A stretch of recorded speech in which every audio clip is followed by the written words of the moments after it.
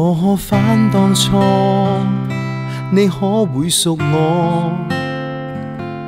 如若你想到我，會否想當初？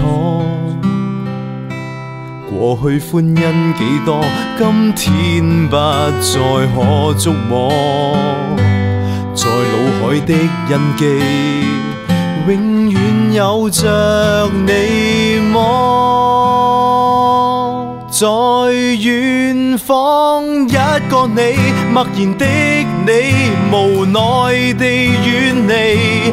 在這方一個我，自由的我，卻想再度一起。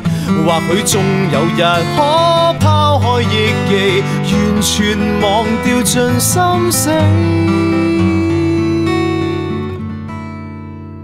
但是怎放棄這痛苦滋味？